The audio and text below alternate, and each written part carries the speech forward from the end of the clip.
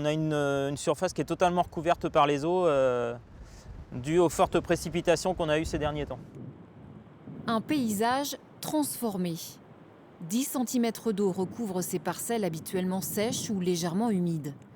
Ces derniers temps, Vincent Bureau surveille de près les 2400 hectares du Marais breton vendéen, gérés par son syndicat. On a eu à peu près 110 mm de pluie sur les 15 derniers jours. On a eu un cumul aussi de précipitations assez importantes depuis le début de l'hiver.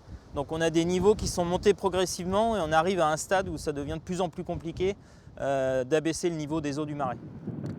Donc là on peut lire qu'on est rendu à 2,70 m de hauteur d'eau. Pour la période actuelle, on devrait être 20 ou 30 cm en dessous. Baisser le niveau du Marais, c'est la priorité pour éviter que les habitations du secteur ne soient impactées. Pour cela, il faut optimiser l'évacuation de l'eau via un exutoire. C'est le rôle de l'éclusier. Il gère à distance des ouvrages comme celui-ci. Dès que le niveau du Dain va être plus bas que celui du niveau de Boîte-Senez, il va ouvrir l'écluse. Donc là, c'est une commande qui se fait à distance. Et inversement, quand les écluses du Collet vont être fermées, le niveau dans le Dain va remonter avec toutes les eaux qui arrivent des autres structures, des autres communes. Et donc là, il va falloir qu'ils ferment l'écluse pour éviter qu'il y ait un retour de l'eau douce dans le Marais de Boîte-Senez.